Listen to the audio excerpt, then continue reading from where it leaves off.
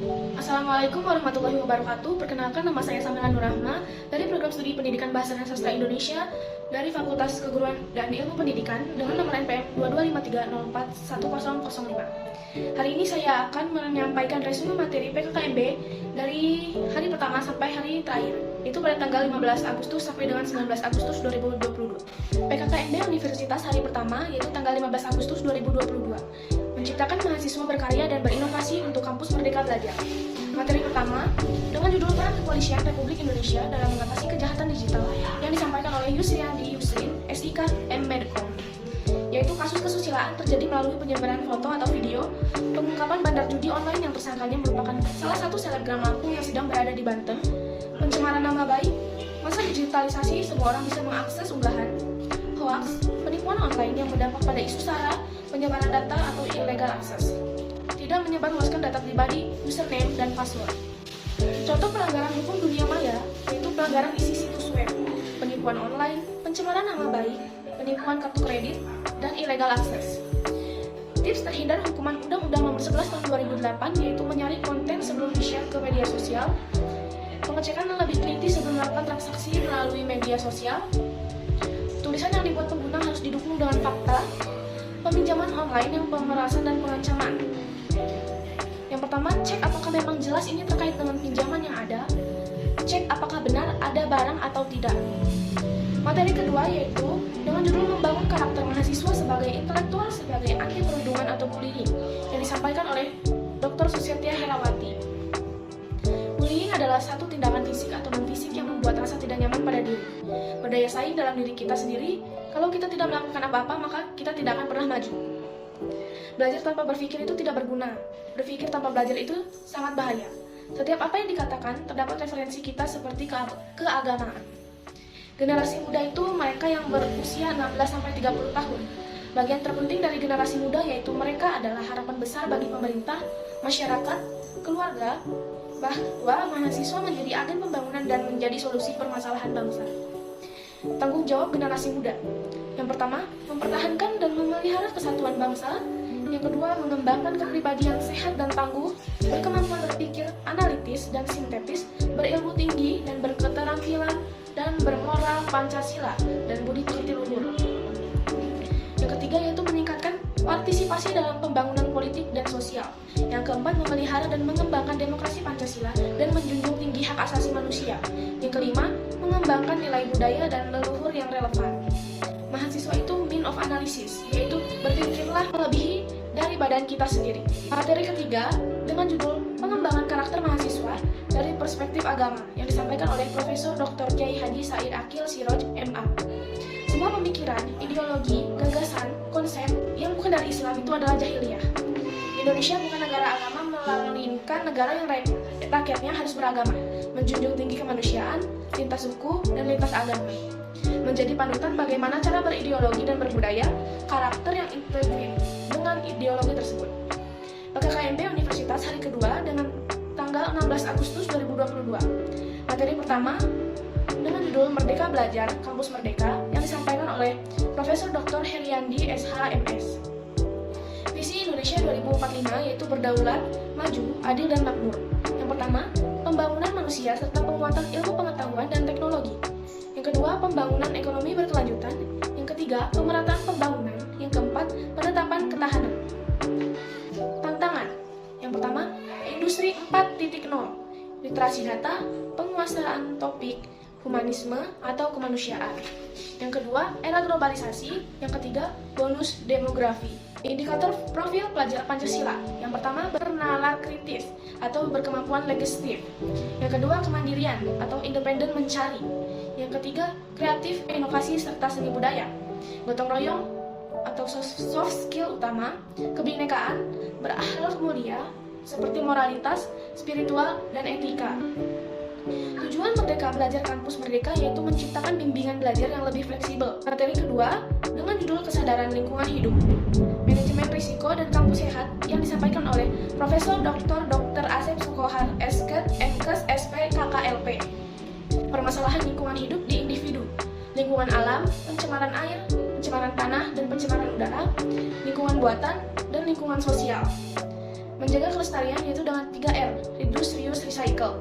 Mengelola sampah, menjaga kelestarian sumber daya alam, waspada akan pemanasan global, upaya kampus sehat, zero tolerance area, parkir terpadu dari pembatasan penggunaan kendaraan bermotor, pengelolaan sampah TPS, pengelolaan sumber air, arboretum, dan anggrek.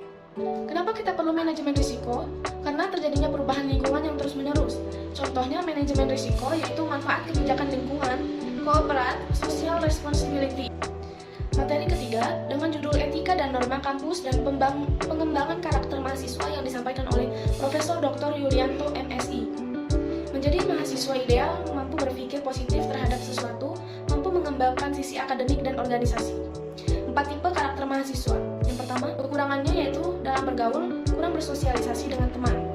Yang kedua, kekurangannya yaitu suka lupa dengan tugas utama sebagai mahasiswa, yaitu belajar. Yang ketiga, seimbang. Yang keempat, tipe terburuk. 10 karakteristik yang harus dimiliki mahasiswa ideal.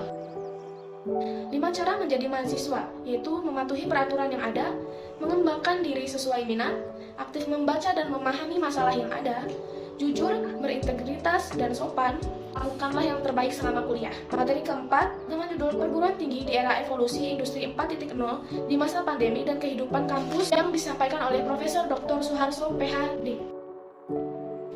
PKKMB Fakultas hari ketiga pada tanggal 18 Agustus 2022. Internalisasi nilai-nilai pendidikan karakter guna meningkatkan daya saing mahasiswa di era merdeka kampus merdeka. Materi pertama dengan judul Pembelajaran di Perguruan Tinggi di Era 4.0 dan Plagiarisme yang disampaikan oleh Profesor Dr. Patuan Raja MPD. Pertama, mahasiswa harus memiliki potensi lulus. Yang kedua, perbedaan masa SMA dan perkuliahan yaitu antara prospek waktu, tempat, dan sikap. Yang ketiga yaitu learning loss. Yang keempat, kehidupan kampus di bidang akademik maupun non-akademik. Yang kelima, plagiarisme, yang artinya mencuri atau penjiplakan. Contoh plagiarisme yaitu saat kita mengerjakan tugas dengan sengaja mengambil jawaban dari teman kita tanpa sepengetahuan si pemilik jawaban tersebut. Cara mencegah plagiarisme yaitu dengan mencatat materi yang kita baca atau kita dengar dari pendapat orang lain dengan bahasa kita sendiri. Materi kedua dengan judul Sistem Perkuliahan dan Bimbingan Akademik yang disampaikan oleh Profesor Dr. Sunyono MSI.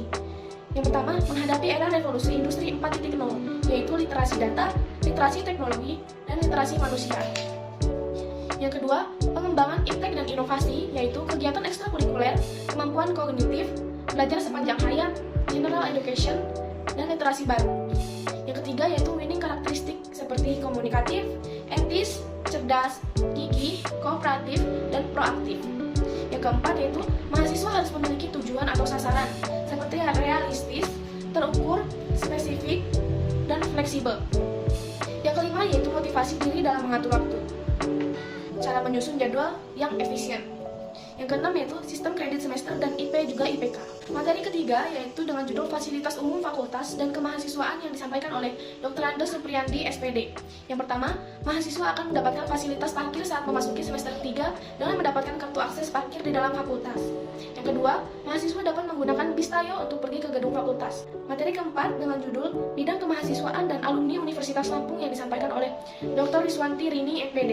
PKKMB Fakultas hari keempat yaitu pada tanggal 19 Agustus 2022, jurusan Pendidikan Bahasa dan Seni Fakultas Keguruan dan Ilmu Pendidikan.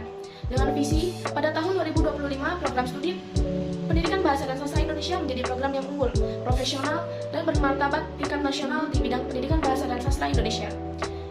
Misi yang pertama, menyelenggarakan pendidikan dan pengajaran yang bermutu dan bersinergi dengan program penelitian dan pengabdian pada masyarakat dalam bidang pendidikan bahasa sastra Indonesia. Yang kedua, melaksanakan penelitian untuk meningkatkan mutu dan pengabdian kepada masyarakat dalam bidang pendidikan bahasa dan sastra Indonesia. Yang ketiga, melakukan pengabdian kepada masyarakat secara terprogram. Yang keempat, menjalin kemitraan dengan lembaga lain yang berkaitan dengan tridrama perguruan tinggi tingkat lokal, nasional, dan internasional. Materi pertama dengan judul Pengenalan Sistem Akademik oleh Bapak Bambang Riyadi MPD. Program Merdeka Belajar Kampus Merdeka, yaitu pembangunan desa, pertukaran pelajar, magang, wirausaha, asisten mengajar, penelitian atau riset, proyek kemanusiaan, dan studi atau proyek independen. Pembimbing akademik, dosen yang memberikan pertimbangan, persetujuan, dan bimbingan pada mahasiswa untuk akademik. Materi kedua, yaitu materi kurikulum dan peraturan akademik oleh Bapak Heru Prasetyo SHUM MPD yang menjelaskan tentang tahun akademik, sistem kredit semester, pembimbing akademik, beban dan masa studi, cuti akademik, sanksi akademik, indeks prestasi, syarat perkuliahan, proses pembelajaran, syarat UAS, dan kecurangan akademik. Materi ketiga yaitu etika dan etiket yang dijelaskan oleh Rahmat Prayogi, SPD, MPD. Itu tadi hasil resume PKKMB hari pertama sampai hari terakhir, yaitu pada tanggal 15 Agustus sampai 19 Agustus 2022. Sekian dari saya. Wassalamualaikum warahmatullahi wabarakatuh.